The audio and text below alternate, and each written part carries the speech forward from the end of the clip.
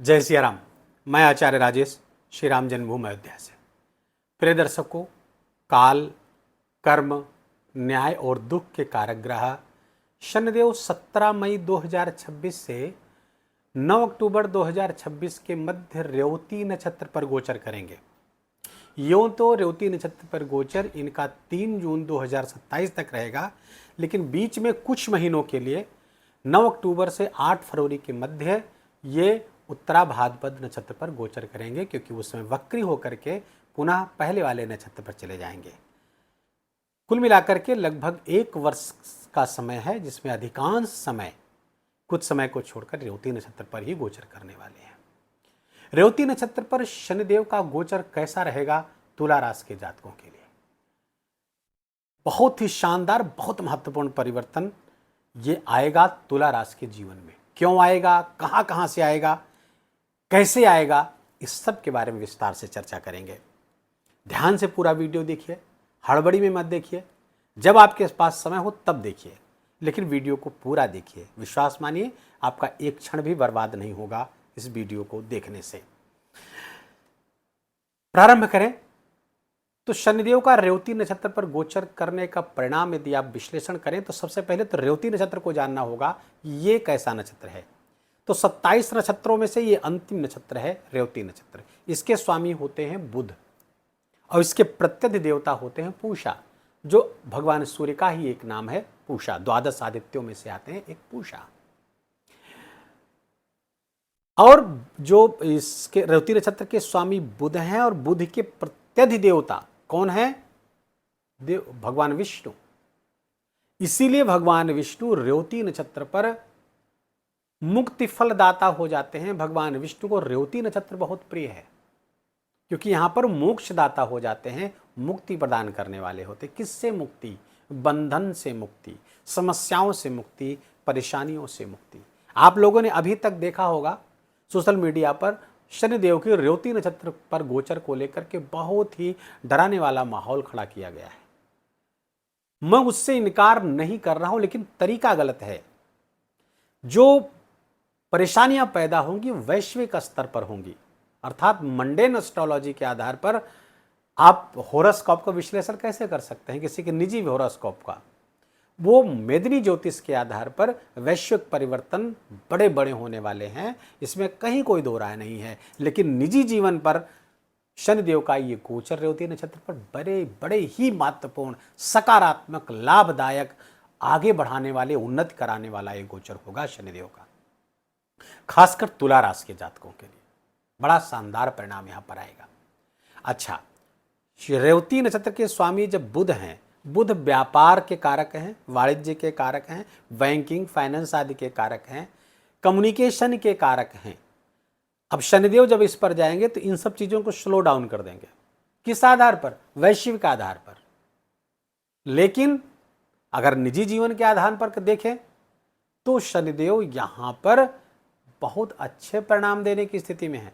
रेवती नक्षत्र पर गोचर करते हुए तुला राशि के जीवन में जो पहले से प्रॉब्लम चली आ रही है उस समस्याओं से मुक्ति दिलाएंगे, क्योंकि अंतिम नक्षत्र है। अश्विनी से प्रारंभ करके 27वें नक्षत्र पर गए हैं। अब उपसंहार करेंगे, अब निष्कर्ष निकालेंगे, अब कंक्लूड करने वाले हैं और बहुत हैप्पी एंडिंग होने वाली है। इसके बाद 3 जून 2027 से शनिदेव अश्विनी नक्षत्र अर्थात पहले नक्षत्र से गोचर करना प्रारंभ कर देंगे।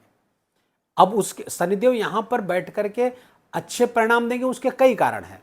आइए जानते हैं वो कौन कौन से कारण हैं। शनिदेव को देखिए किस राशि पर गोचर कर रहे हैं? मीन राशि पर। मीन राशि के स्वामी देवगुरु बृहस्पति हैं और 2 जून से देवगुरु बृहस्पति आपके लिए हंस पंच महापुरुष बनाएंगे, अर्थात एग्जाल्टेड हो जाएंगे, उच्च के हो जाएंगे। और 10वें स्थान पर देवगुरु बृहस्पति बहुत बली होते हैं, और जब उच्च के हो जाए, हंस पंच महापुरुष बनाकर गोचर करने लगे तो कहने ही क्या साहब। तो अब ये छठे के स्वामी महापुरुष को हो रहा है, तो काम से रिलेटेड जो भी परेशानियां थी वो दूर होंगी। नौकरी लगने की संभावना को प्रबल करेंगे। इसमें साथ कौन देगा? शनि नौकरी के कारक हैं, जॉब के कारक हैं। 6ठे स्थान पर उपचय स्थान होता है। शनिदेव यहाँ राजयोग कारक होते हैं। तृतीय, षष्ठे, दशम, एकादशे शनि राजयोगो प्रचक्षते। ये चारों भाव उपचय स्थान है। उपचय स्थान पर शनिदेव बहुत अच्छे परिणाम देते हैं। तो यहां पर रेवती नक्षत्र पर जाकर के तो और अच्छे परिणाम देने वाले हैं। तो रोग ऋण शत्रु से समस्या जो थी आपको, आपकी जो पिछले दिनों कोई रोग परेशान कर रहा था, कोई ऋण, कोई ईएमआई, कोई लोन आपको परेशान कर रहा था, तो शनिदेव यहां पर उससे मुक्ति देंगे। रेवती नक्षत्र पर जाकर के मुक्ति प्रदान, क्योंकि मुक्ति का नक्षत्र है, मुक्ति प्रदान कर देंगे। सुख समृद्धि का नक्षत्र है रेवती नक्षत्र, क्योंकि यहीं पर सुख समृद्धि ऐश्वर्य के कारक शुक्र आकर के उच्च के हो जाते हैं इसी नक्षत्र पर। और एक चीज बहुत अद्भुत बात बताता हूं कि रेवती नक्षत्र शनिदेव का जन्मकालीन नक्षत्र, इसी नक्षत्र में शनिदेव का भी जन्म हुआ है। तो रेवती नक्षत्र पर शनिदेव बुरा परिणाम क्यों देंगे साहब? तो अच्छे परिणाम। और छठे स्थान पर गोचर करते हुए कोर्ट कचहरी से संबंधित कोई मामला था, उसको आपके फेवर में निपटवाएंगे, उसका डिसीजन आपके फेवर में होगा।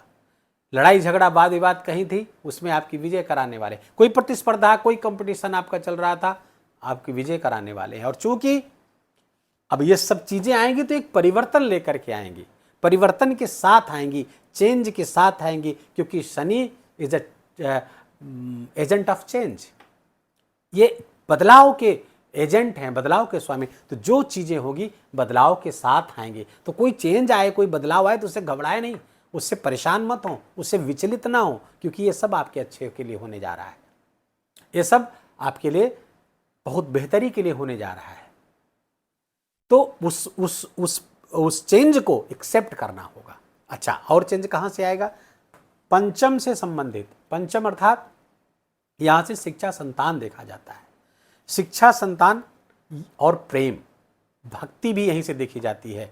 और इस सब के कारक यहां पर शनिदेव होकर के छठे स्थान पर रेवती नक्षत्र पर। तो सबसे पहले मैं लूंगा भक्ति को।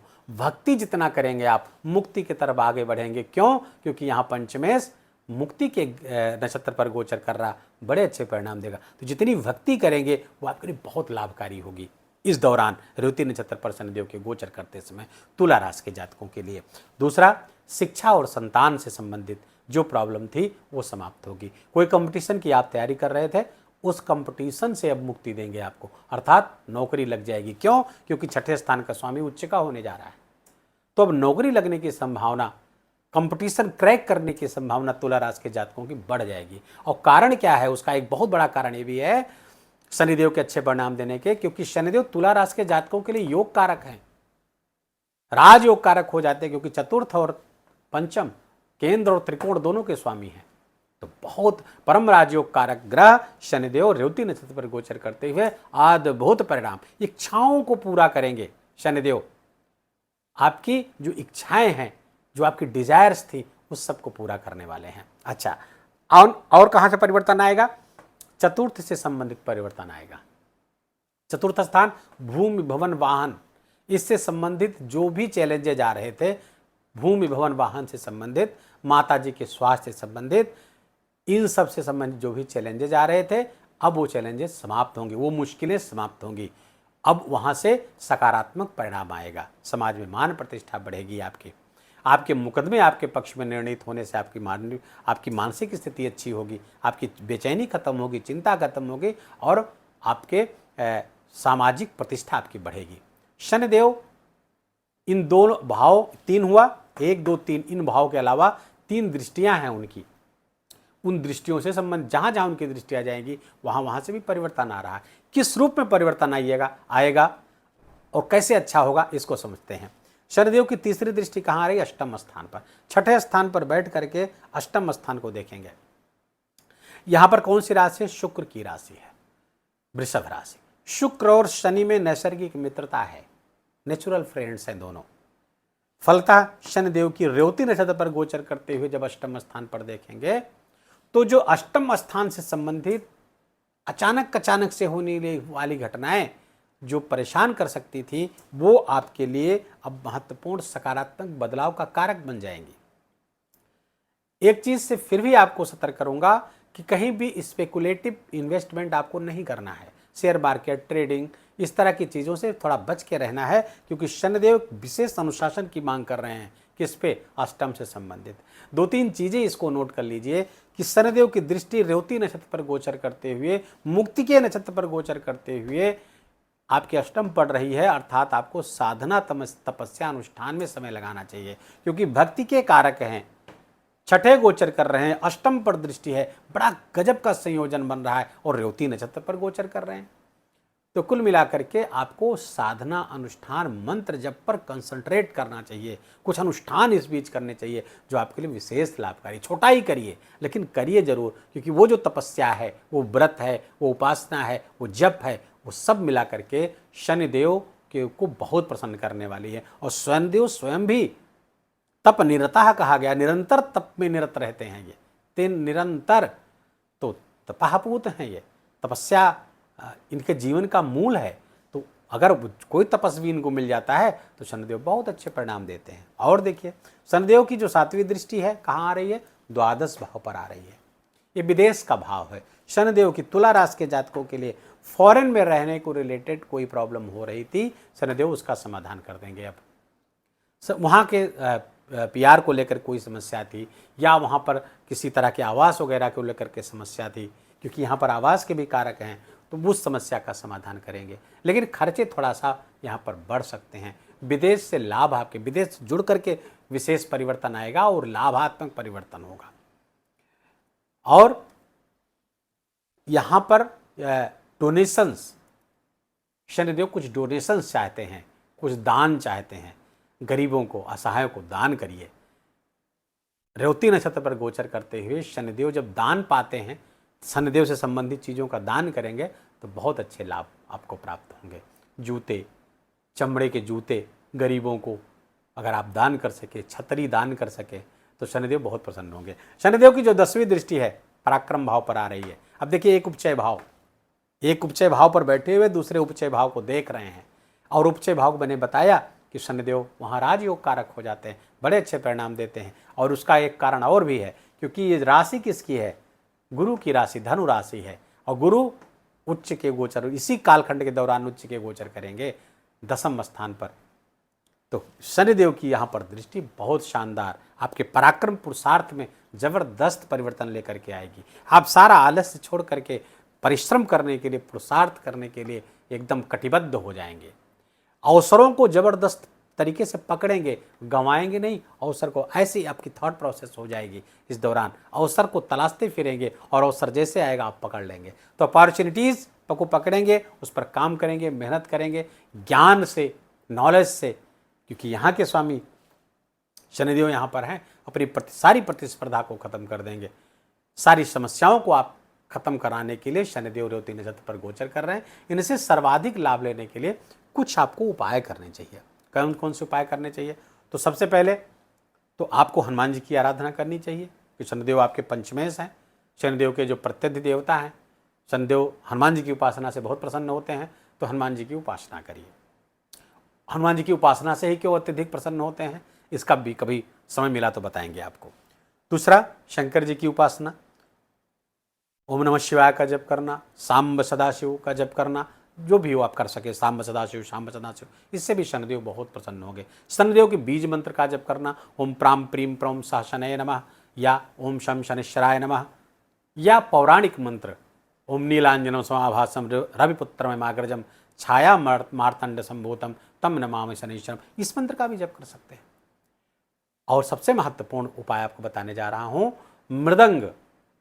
रेवती नक्षत्र का जो सिंबल है मृदंग, ढोल के आकार का होता है, लेकिन ये ढोल से अलग होता है। गूगल करेंगे तो आपको पता चल जाएगा। उस मृदंग को खरीद करके किसी भजन मंडली को, कीर्तन मंडली को, या मंदिर पर जहाँ भजन कीर्तन होता है वहाँ पर दान करें।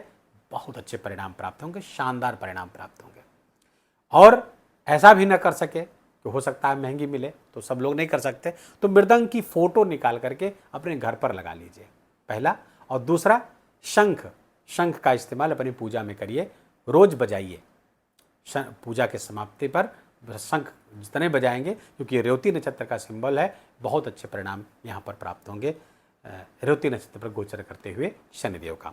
वीडियो को यहीं विराम देंगे। वीडियो अच्छा लगा हो, आपके काम का लगा हो, मेरा बोलना आपका सुनना दोनों सार्थक हुआ हो, तो कृपा करके इस वीडियो को लाइक करिएगा, अपनों के साथ शेयर करके उनको भी इसका लाभ दीजिए। कमेंट में जाकर जय सिया राम लिखना बिल्कुल मत भूलिएगा। मेरा विशेष निवेदन, विशेष आग्रह आपसे, चैनल पर नए हैं तो इसको सब्सक्राइब कर लीजिए, बेल आइकन की घंटी दबा लीजिए। प्लीज़ अपना बहुत बहुत ख्याल रखिए।